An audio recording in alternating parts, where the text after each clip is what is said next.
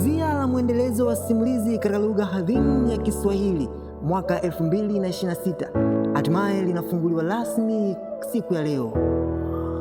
Ni nini hiki ambacho nakuletea katika siku ya leo? Basi karibu sana katika mwendelezo wa simulizi katika lugha adhimu ya Kiswahili. La kujina niite John Mabala ama Mabala the Storyteller. Na kukaribisha katika ukurasa wa YouTube wa Mabala the Storyteller kama sehemu pekee inayotukutanisha katika ulimwengu wa simulizi. Leo nakuletea simulizi ya riwaya ya Mzingile. Mzingile ni riwaya iliyopita katika kalamu ya mwandishi Yuflesi Kezirahabi. Riwaya hii ni pacha pamoja na riwaya wenzake iliyotangulia ambayo ilifahamika kwa jina la Nagona. Kwa pamoja ni Nagona na Mzingile. Kabla ya kuanza simulizi hii, ningependa kuanza na utangulizi wa riwaya ya Mzingile. Riwaya hii ni miongoni mwa riwaya ya kifalsafa, riwaya ambayo imesawiri mambo mengi sana. Ni riwaya iliyojaa visa vingi na mchanganyo wa visa. Simulizi imejikita katika mpangilio wa lugha rahisi utakokufanya uweze kuelewa. Kwa hakika ukisikiliza simulizi hii, hata kama kitabu kilikuwa kinakuchanganya, utaweza kuelewa nini ambacho mwandishi aliweza kumaanisha. Riwaya hii inaanza na kisa siri cha kuzaliwa kwa mtoto kizee ambaye wanamuita Kakulu. Mtoto huyu alikuwa na maajabu sana na historia yake inafurahisha na kuweza kusisimua kwelikweli. Utakuwa nami mtunzi wako, mwandaji wako, msimuliaji wako wa kila siku, niite John Mabala. Karibu sana katika mwendelezo wa simulizi katika lugha adhimu ya Kiswahili, kwa nami mwanzo wa simulizi mpaka mwisho wa simulizi. Mtoto huyu aliweza kushangaza wanajamii. Kushangaza kwake si tu alipozaliwa, bali hata alipokuwa tumboni mwa mama yake. Siku moja mama yake alikuwa akifanya mazungumzo na jirani yake. Walipokuwa katikati ya mazungumzo, ndipo walipogundua mtoto yule alikuwa sio wa kawaida, pindi tu alipoingilia maongezi ya mama yake na jirani yake. Jirani mtu alisikika akisema, "Afdhali unajua mume wangu amerudi jioni jana." Kwa ghafla walisikia sauti ikitoka tumboni ikisema. Wote walishangaa kwa pamoja, na mama yule alianza kupata hofu sana na kujiuliza ni kiumbe gani ambacho amekibeba tumboni. Maajabu yake hayakuishia hapo tu. Siku zikasonga kwa ajili ya kuweza kuzaliwa mtoto yule. Mkunga aliyekuwa anatarajiwa kuwa ni mtu wa kwanza kumpokea mikononi mtoto yule, cha ajabu hakuweza kuhusika kwa namna yoyote juu ya kuzaliwa kwa mtoto yule. Mtoto yule alipotoa tu kichwa katika uso wa dunia kwa mara ya kwanza, aliweza kushuka mwenyewe na kusimama wima. Aliyatumia meno yake kutenganisha kitovu kilichounga mtoto na mama yake, na baadaye aliwageukia watu waliokuwepo hospitalini na kuwafukuza wote, akiwataka wasiweze kumchungulia. Habari zake zilienea sana mara baada tu ya kuzaliwa mtoto yule, kwani aliweza kufanya mambo makubwa yaliyoshangaza jamii. Aliweza kuhudhuria vikao vingi sana vya jamii, na hatimaye aliweza kutoa maswali makubwa yenye mafumbo mengi sana, kiwango ambacho watu wazima walishangaa kwa sababu hakuna mtoto aliweza kutoa maswali yale. Mtoto huyu alipewa jina la Kakulu kwa sababu mbalimbali, lakini kubwa kwa sababu alizaliwa akiwa na ndevu tayari. Mtoto huyu alikuwa anapenda sana kula ubuyu. Siku moja alipokuwa akila ubuyu, mama yake alimtizama na kumchunguza kwa makini, lakini ghafla aligundua mwanaye yupo tofauti, kwani alikuta meno tayari yameshajaa yote kinywani. Mama yule kwa hofu na mshangao aliondoka na kuamua kuanza kutetemeka. Akaanza kukimbia na kumwacha mtoto yule peke yake. Kakulu aliamua kukimbia na kuamua kupanda mti wa mbuyu, akiendelea kula ubuyu kama kawaida. Lakini ghafla alipoangalia mbele, alimuona mama yake akikimbia. Kakulu alimwangalia na kuanza kumuita, "Mama, rudi! Mama, rudi!" Mama yule hakuweza kugeuka wala kuweza kusikia chochote. Aliamua kusonga mbele, na tokea siku ile alipotelea sehemu asiyoweza kuijua. Hatimaye safari ya maisha ya Kakulu ilianza peke yake. Alianza msingi wa kujitegemea tokea alipozaliwa akiwa tu na umri mdogo. Lakini kwake hakukuwa shida. Aligeuka kuwa mfano bora kwa kila kitu alichokuwa akifanya. Wanajamii walianza kumkubali na kuanza kuamini kama huyu alikuwa ni kiumbe wa kawaida, na wakaanza kumsujudia na kumwomba msaada kwa baadhi ya changamoto. Miongoni mwa kitu kilichoshangaza wanajamii ni uwezo wake wa kuweza kupanda mazao na kuvuna. Wanakijiji waliamini kwamba pindi tu atakapokupandia Kakulu basi utapata mazao mengi. Jambo hilo lilifanikisha kwa wale tu waliweza kumtumia Kakulu kupanda mazao yao, waliweza kuvuna sana. Watu wengi walifurahia uwepo wake katika jamii. Lakini ghafla, kusipo kwa kawaida, siku moja baada ya siku 3 kuweza kupita, mlima uliokuwa ukizunguka kijiji kile uliweza kuwaka moto. Moto ambao mara ya kwanza ulionekana kama vile hauna madhara, lakini madhara yalianza kujidhihirisha baada ya moto ule kuanza kusababisha maafa.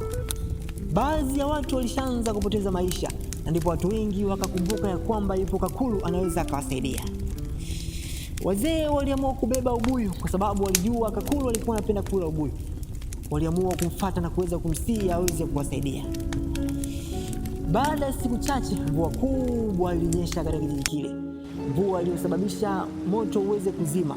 Si tu moto uliweza kuzima, bali tu wanakijiji walipata fursa ya kupanda, na hatimaye mazao yalikuwa ni mengi sana na shida ikaweza kutatuliwa. Lakini baada ya muda mrefu kuweza kupita, kijiji hakikuweza kumwona Kakulu alipo. Yuko wapi Kakulu aliyekuwa tegemezi la wanakijiji wote, waliokuwa wakisikiliza mambo yote aliyokuwa akiyasema, waliokuwa wakifuata kila kitu? Je, Kakulu amekimbilia wapi? Maisha ya wanakijiji baada ya kuondoka kwa Kakulu ilikuwa ni maisha magumu sana. Jamii ilishuhudia ukame uliweza kutokea. Changamoto mbalimbali zilizikumba jamii. Wanakijiji waliweza kuteseka sana. Walihitaji mtu aliweza kuwafumbua na kuweza kuwakomboa ili waweze kupata mafanikio. Lakini ghafla matumaini ya wanakijiji yaliibuka upya tena. Mara baada ya kuibuka mkombozi mmoja aliweza kuwasaidia kuikomboa jamii ile. Mkombozi huyu alikuwa ni mwanamke ambaye alipokelewa na mitazamo tofauti katika jamii yake. Kisa cha mwanamke kinaanzia pale tu, ikimwonyesha mwanamke mmoja aliyekuwa akitoa semina kwa wanawake wenzake. Alizunguka na wanawake wengi sana akianza kuwahubiria.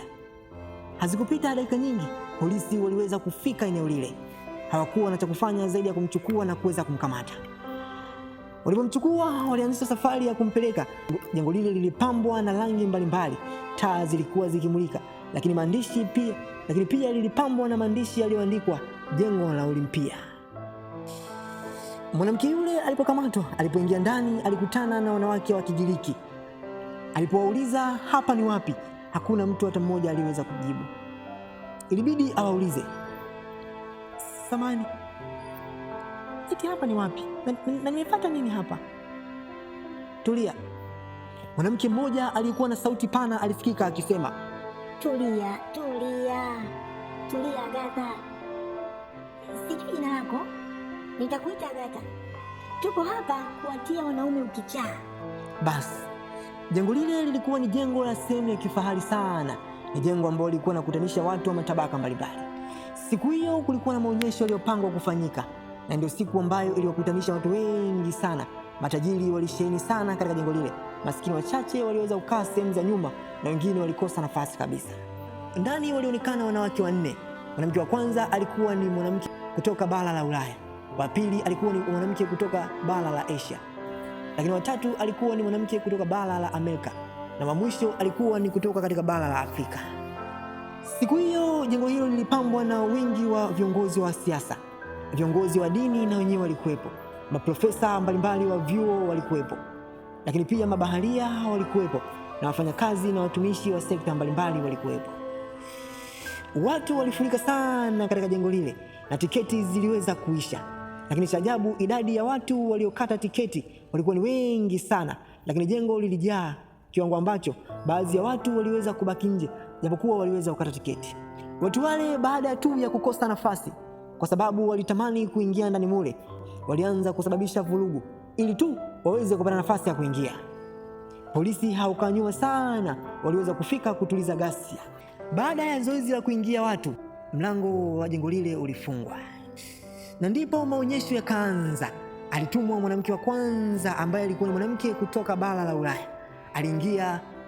Aliingia katikati ya ulingo kwa ajili ya kuonyesha kile ambacho kimemleta.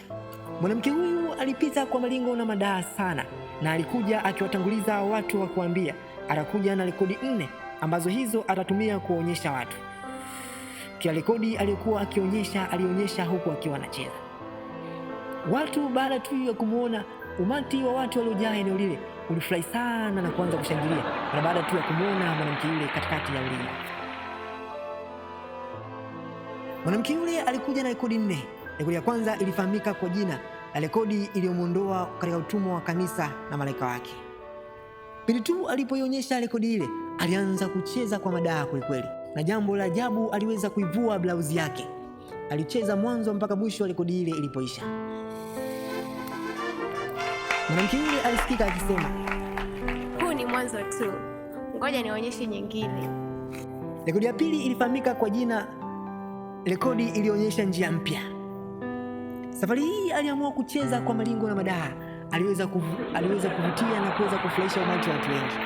Raundi ya kwanza alivua sidiria, lakini raundi hii hakuishia hapo tu. Aliamua kuvua sketi yake aliyokuwa amevaa.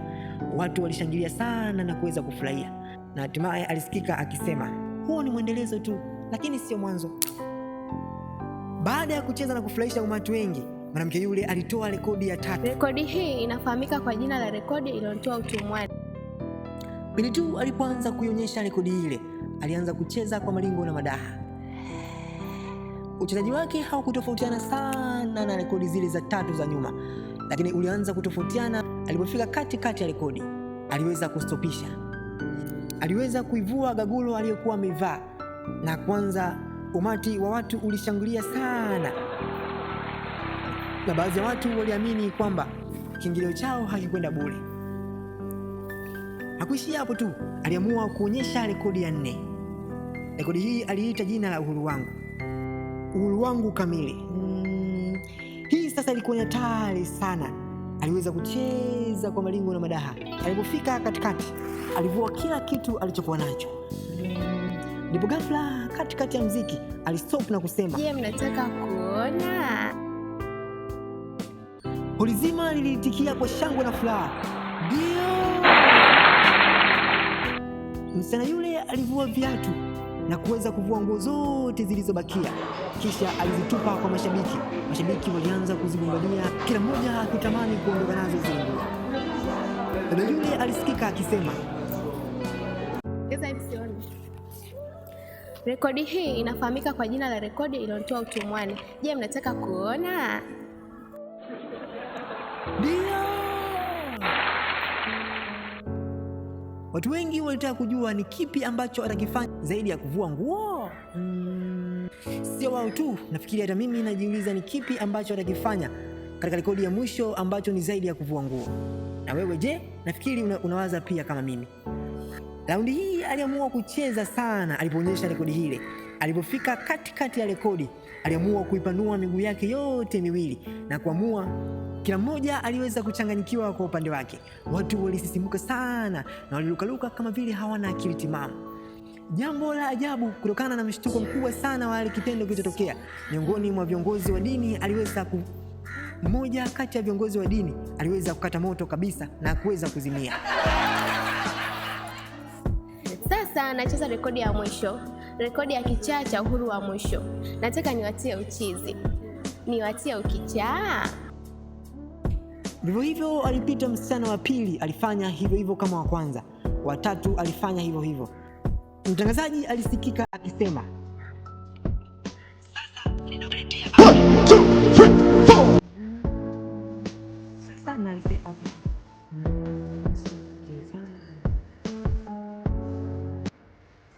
Mtangazaji alisikika akisema, sasa nizamu ya Afrika. Ninaletea Afrika. Ndio! Watu walipiga kelele sana. Alipofika, watu wengi walimshangaa na walitarajia ataonyesha kama ambavyo walifanya wengine waliotangulia. Binti yule alikuwa amevaa mavazi meusi mwanzo hadi mwisho. Watu wengi walitarajia atafanya kama waliofanya wa Ulaya, Amerika pamoja na Asia. Lakini yeye alisema, Mimi ni Mwafrika, nalinda utu wangu, pia najali utu wangu na uhai wa binadamu kwa ujumla. Sasa tuonyeshe hiyo heshima yako. Tumelipa hela zetu sasa. Tumelipa hela zetu. Mimi kama Mwafrika sito dansi ovyo. Nalinda utu wangu.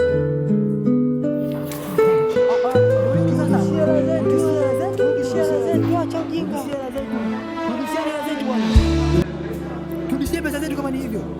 Watu walianza kummeneja akitaka kurudishiwa pesa zake. Ndipo meneja wa ukumbi ule aliamua kutoka na hatimaye kuweza kuamuru watu waanze kwenda kumkamata. Mwanamke yule alipoona watu 10 wanaenda kumkamata, aliweza kuchomoa kiatu chake, na mtu wa kwanza aliyemkaribia aliweza kupiga sehemu za jicho, na jicho lilipasuka na kuanza kutoa damu. Watu 4 vivyo hivyo waliweza kusambaratishwa, kila mmoja kwa namna yake. Mwanamke yule aliweza kuwachomoka na kuweza kufanikiwa kutatua mtego alioweza kuweka. Lakini raundi hii meneja aliamua kutuma maskari waliokwenda kumkamata. Meneja aliomba radhi sana wadau wake waliotoa gharama kubwa ya kuweza kuambia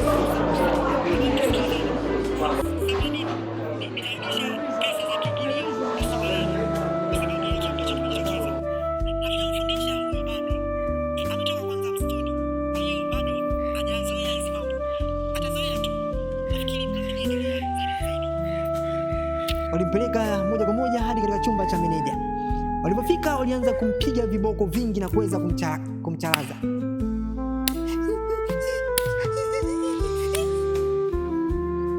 Waliamua kumpiga na kuweza kumuumiza. Walipomfungua hakuweza kuwa kinyonge, aliamua kupambana nao tena. Uamuzi ulimchukua ni kumnajisi na kuweza kumwacha salama. Hatimaye waliweza kumuua. Safari ya mwanamke mkombozi wa kiutamaduni aliamua kutetea mila na tamaduni za Kiafrika na kuweza kupingana na tamaduni za kizungu na kuonyesha miili yao ikaweza kukatishwa mara baada ya kupambania haki yake. Waafrika wengi hawakupendezwa na yale mambo yalikuwa yanafanywa na wazungu, lakini wachache ndio waliweza kushangilia. Watu wengi walisikitishwa kufa kwa mwanamke yule, hasa Waafrika waliokuwa wanapenda haki na maendeleo. Hali ilizidi kuwa ngumu katika jamii. Ukame nao uliongezeka, njaa ikafunika. Wanakijiji wakawa katika hali ngumu sana, kwa sababu mkombozi aliweza kuzaliwa na kuweza kuwatetea tayari ameweza kuondoka. Siku moja padri mmoja aliyekuwa ni mzungu alikuwa anasali sana. Ukame ulipofika aliweza kusali sana, akimwamini Mungu wake anaweza kumsaidia kuweza kuleta mvua ama neema ya chakula aweze kula. Alipokuwa akisali, aliangalia kushoto kwake, akawaona waumini wakiweza kutoa kafara kutumia vilevi vya pombe. Padri yule alipoona Mungu hawezi kumjibu, alikimbilia kuparamia chupa ya pombe. Alianza kunywa pombe kali sana. Pindi tu alipoanza kulewa, aliingia kanisani na kuanza kuvunja kila kitu alichokiona mbele yake. Alikamata sanamu na kuanza kuvunja. Alikamata masanamu yote yaliyokuwepo ndani ya kanisa na kuanza kuvunja moja baada ya nyingine. Padri yule alisikika kwa uchungu mzito akisema,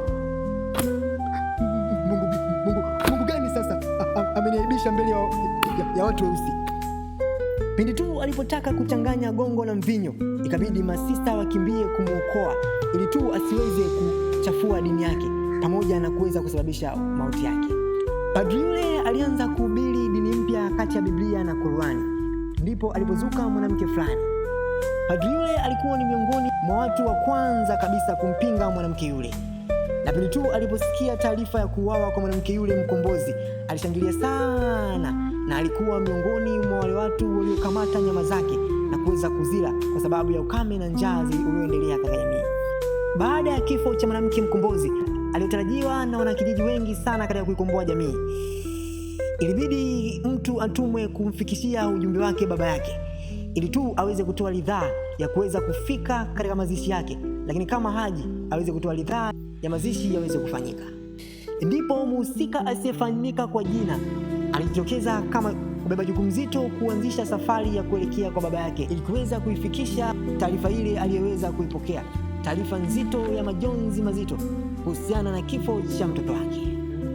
Mhusika yule alianza kuwaza sana na alifikiri na kutamani kuwa kichaa. Mawazo mengi yalimjaa kichwani mwake.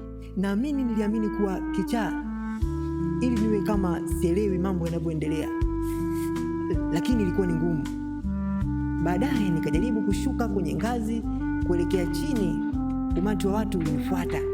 Then wote tukajikuta vidole vya mikono na miguu hatuna. Maji yakatiririka sana kutufuata. Wote tukaanza kulia, wokovu, wokovu. Ghafla nikaona kitabu. Nikakimbia nacho kupanda juu. Kumbe watu wote walinifuata, wakanikamata wakiimba, mshikeni huyo, mshikeni huyo. Nilipiga zangu kelele, kiko wapi kitabu? Walichokifanya ni kuniletea waganga wa kila aina, wakiamini tokea hapo akili zangu hazipo sawa tena. Nilifurahi sana nikiwa katika hali yangu ya kichaa, kwa sababu ninakuwa na ndoto, natania watu. Wakati mwingine sifahamu yanayoendelea kwenye jamii, changamoto ninazopitia kama vile za ukame siwazi, kwa sababu maisha yangu yanaenda. Ninakumbuka siku moja ilikuwa ni Ijumaa. Nilikumbuka tukio moja la ajabu. Niliona mlango wa dirisha upo wazi na niliwaza kufa, kwa sababu ilikuwa ni siku ya Ijumaa Kuu. Nilichokifikiria ni kufa tu. Nilichokifanya, niliondoka na kupita mbele ya kanisa. Nilinyoosha mikono yangu kama Yesu, mikono yangu yote miwili.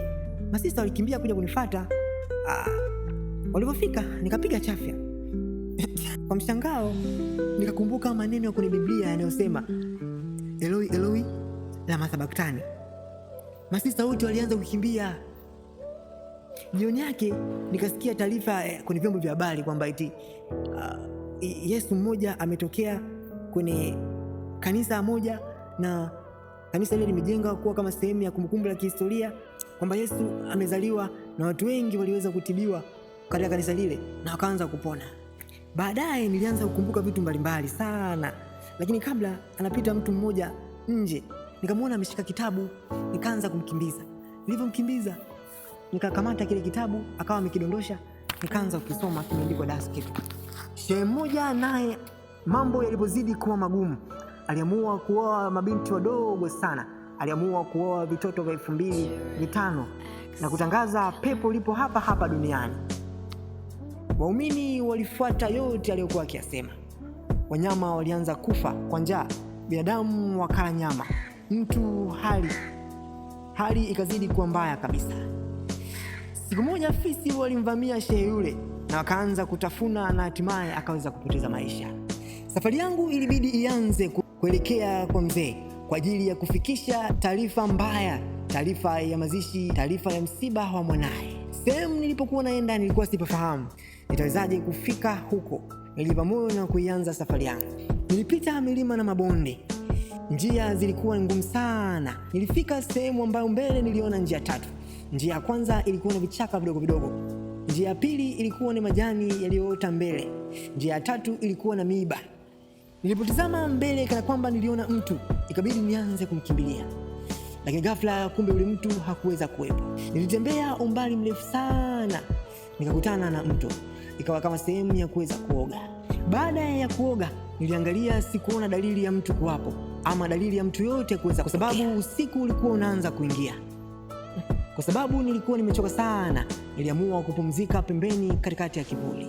Usingizi nao ukaweza kunichukua. Ndipo fahamu ziliponijia tena. Ili nataka kufumbua macho tu, ghafla nikaona sura ya mdada mbele yangu, tena akiwa ametupia kanga 3 tu.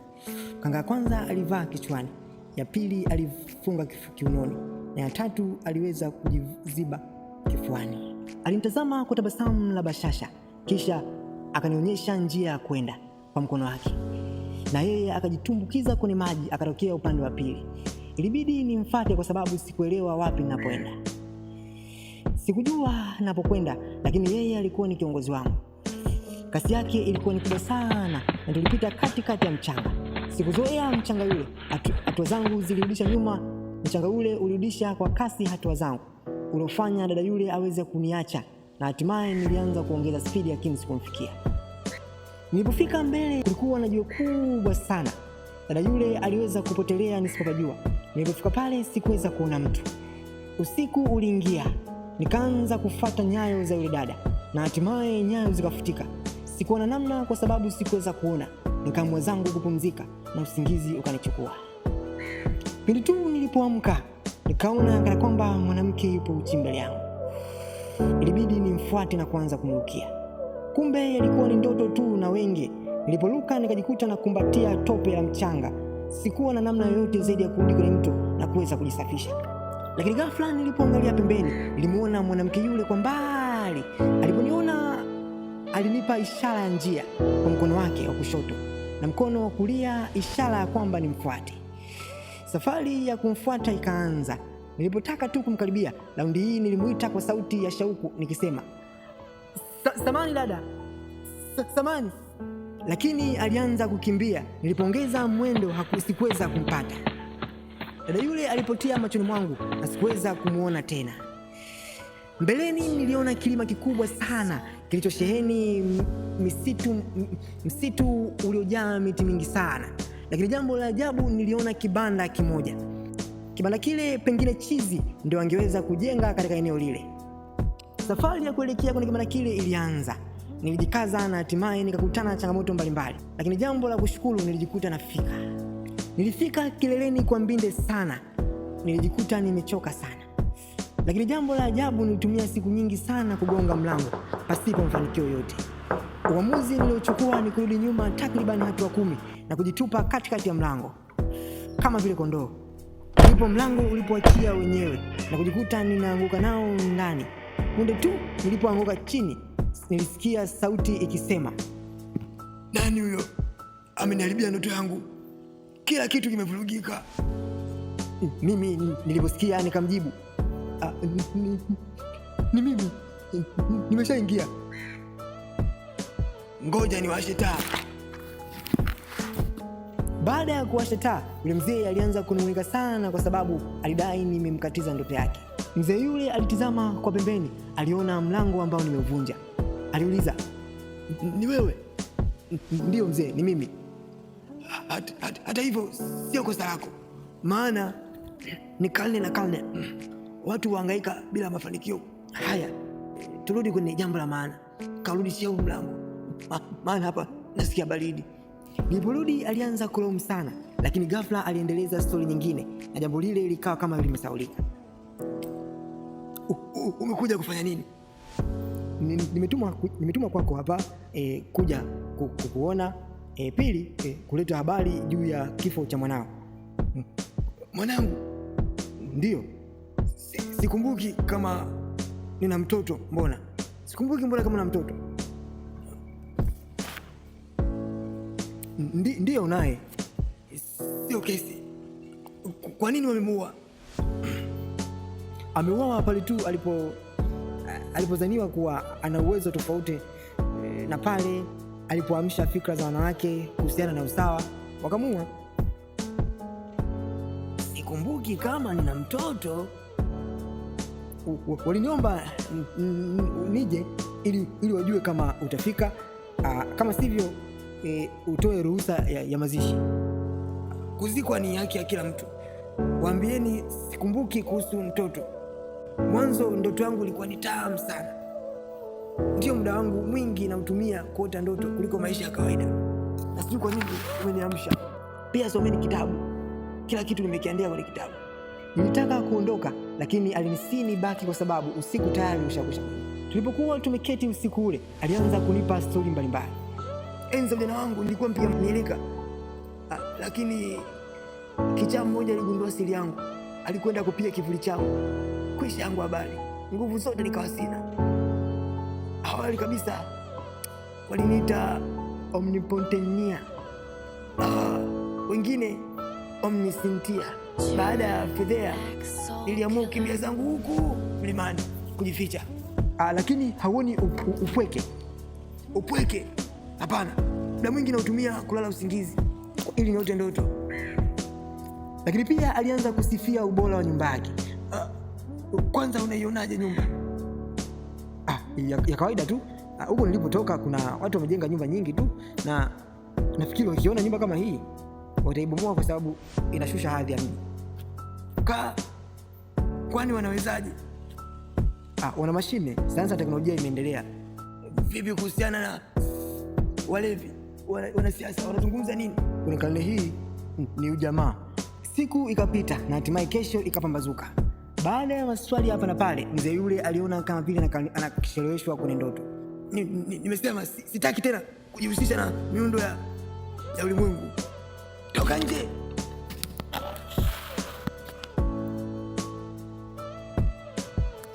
Lakini ghafla nikajikuta nimerudi tena kwa ule mzee. Namkuta tena amelala kwenye kochi lake. Anafurahia utamu wa ndoto. Nikamwamsha. Amka sasa, ukalala kitandani. Umenikatili ndoto yangu. Alafu nilikwambia uondoke. Umepata nini? Nikamwamsha na kumnyanyua kumpeleka kitandani. Akasema, ndoto njoo. Dakika 5 hazikuwa nyingi, akaanza kukoroma na usingizi ukamchukua. Nikatoka zangu nje. Nilipotoka nje niliona kilima kilikuwa kimetanda ukungu mwingi sana. Sasa maporomoko yalikuwa kishangilia. Pengine nilikaa sana ndani. Sikujua nilikaa karne ngapi.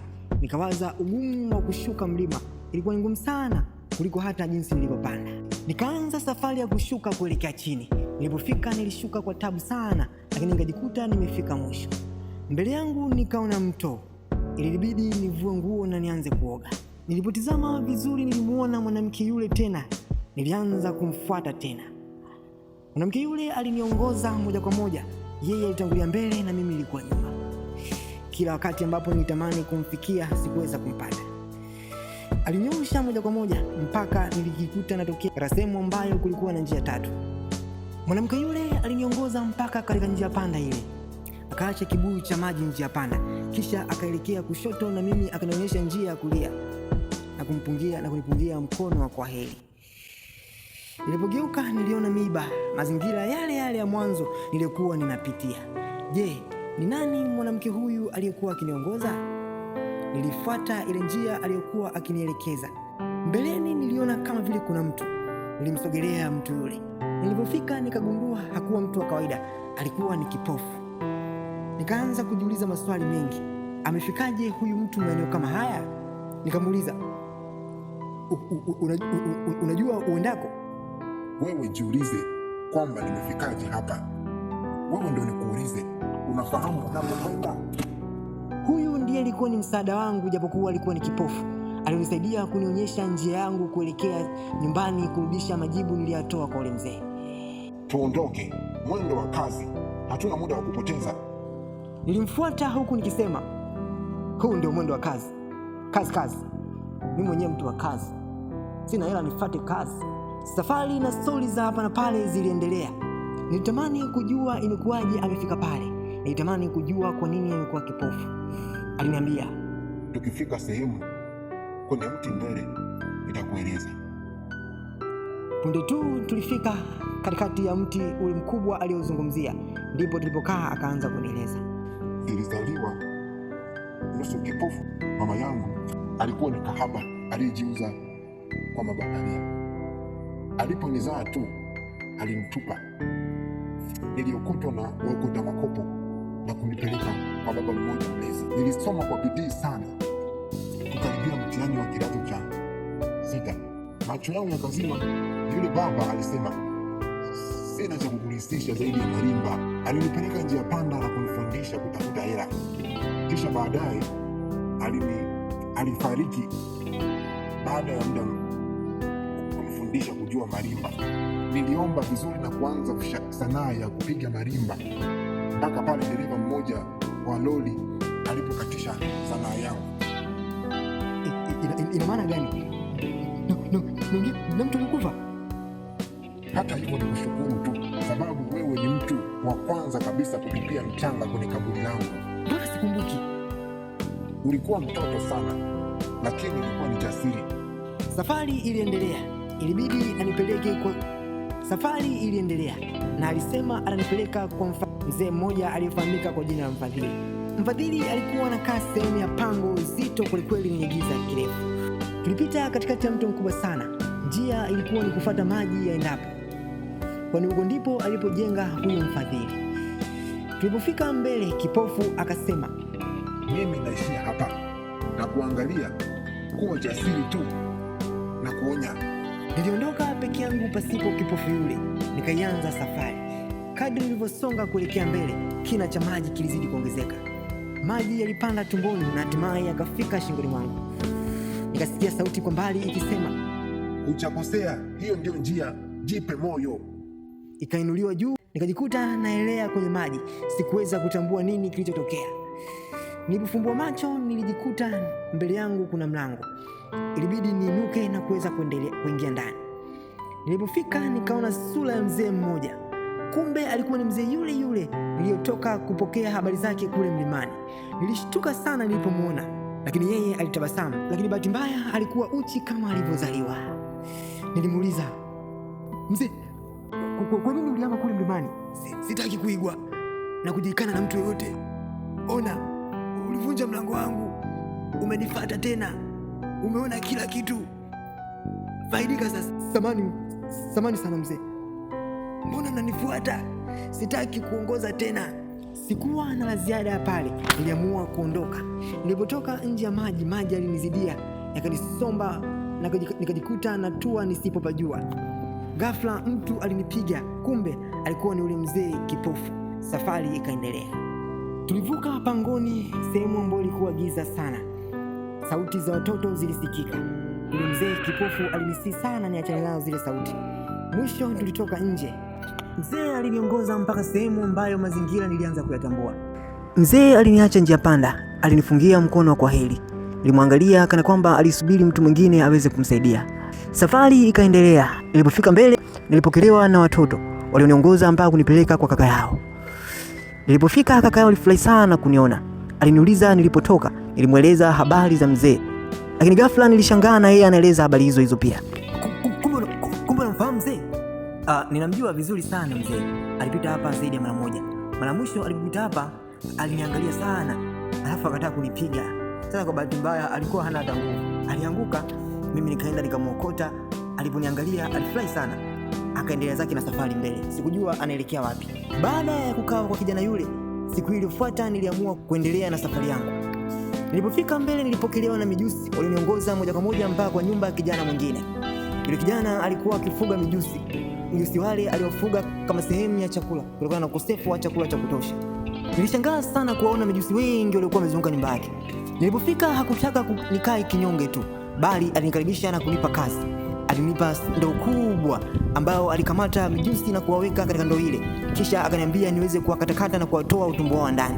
Kijana yule alisema, hawa sio kwamba nawasifia, lakini ni watamu kuliko hata samaki wa kawaida. Na mimi huwa nawaita samaki wa jangwani. Samaki wa jangwani? Ndio. Jioni aliwachukua wale samaki wa jangwani ambao ndio mijusi aliyokuwa akiwaandaa. Aliwapika na kuweza kuwachoma vizuri na hatimaye akawaweka katika sahani na chakula kikatengwa kwa ajili ya kula. Kwa mara ya kwanza ndio nashuhudia mjusi akiliwa. Nilipokaribishwa nilitamani kutapika, lakini nikajikaza na kuendelea. Ilinibidi nile kwa sababu sikuweza kupata chakula kwa muda mrefu. Siku iliyofuata alinionyesha baadhi ya mambo yanayopatikana na mambo anayofanya katika kijiji chake cha peke yake. Alinionyesha mitambo mikubwa kabisa ambayo ilikuwepo pangoni mwake. Baadaye ilibidi niondoke kuendelea na safari yangu. Nilipoondoka asubuhi nilifungua na kifungua kinywa cha samaki wa jangwani, na nilipoondoka alifungashia mchuzi wa samaki ya jangwani pamoja na maji ya kutosha. Safari inaendelea kuelekea nyumbani.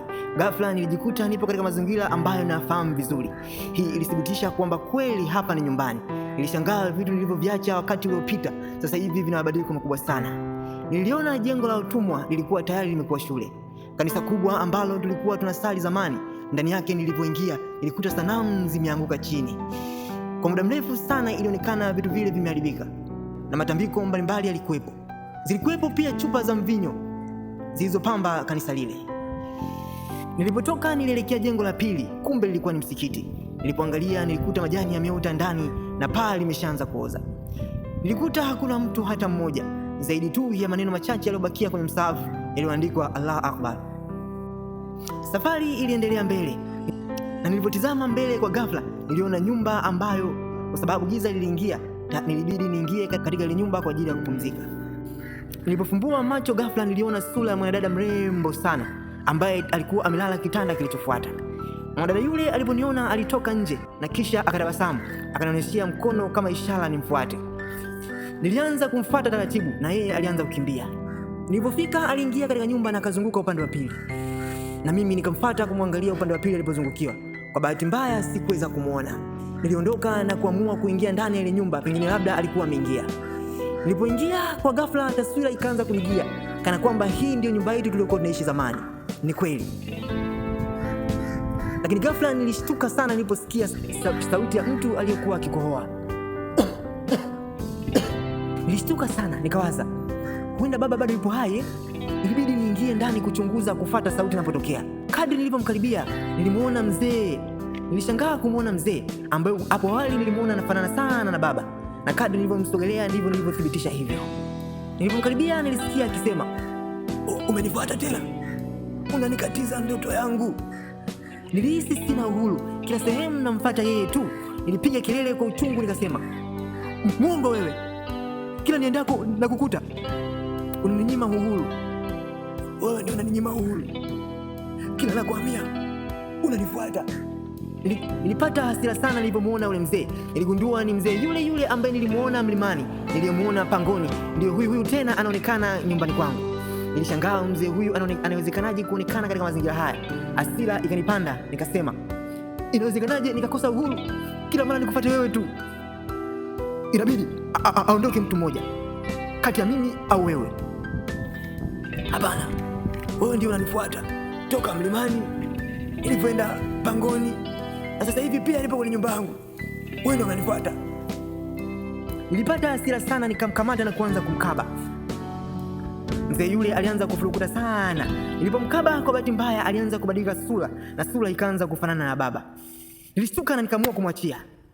Ilibidi niondoke nje nikaangalia mazingira yalikuwa yananizunguka ili walau niweze kupoteza mawazo, kwa sababu tayari nishaanza kuchanganyikiwa. Nilipotoka niligundua hakuna mtu yote aliyesalia zaidi ya mimi, mzee na yule mwanamke ambaye tayari sikuweza kumwona tena. Baada ya kugundua kwamba hakuna mtu yote, sikuwa na namna zaidi ya kurudi kwa yule mzee, na nilipomuona alikuwa tayari umri umeenda, alihitaji matunzo kutoka kwa mtu. Na ndipo nilipoamua kushikamana naye na kuanza kumtunza na kuyasamehe yote ambayo alikuwa ametokea. Siku moja mvua kubwa ilinyesha, mvua ambayo ilifufua matumaini, mvua ambayo ilisaidia sana kunipatia maji kwa ajili ya kusaidia kumuosha yule mzee. Mara ghafla nilipokuwa nimelala usiku, nilisikia dirisha linagongwa kwa mara ya kwanza. Nilipotoka kuchungulia, ilibidi nitoke kuchungulia. Sikuona kitu. Kuna nini? Bana, kama kuna kitu kinagonga. Nilijiegesha huku nikisikilizia kama nitasikia tena. Sauti iliendelea kusikika kwa mara ya pili. Nilitoka na kwenda kuangalia, sikuona kitu. Ilibidi nirudi kulala, lakini macho yangu nikiwa bado yapo wazi. Raundi ya tatu haikutoka tu sauti, bali niliona mkono ukipita dirishani. Mkono ule ulikuwa sio binadamu wa kawaida, uliwaka sana kama vile taa. Mwanga wake ulifunika chumba kizima, na hatimaye nikaweza kushuhudia vizuri. Nilipoangalia ule mkono, nilisikia sauti ya mwanamke ikisema, usiogope. Kisha niliona ishara ikinionyesha nimfuate. Sikupoteza muda, niliamua kumfuata. Nilipotoka nikamuona mwanamke mrembo sana ambaye alikuwa hana nguo yoyote. Aling'aa nuru kuanzia mwanzo mpaka mwisho. Alikuwa na nguvu za ajabu sana. Aliponiona aliniambia nivue nguo zangu zote.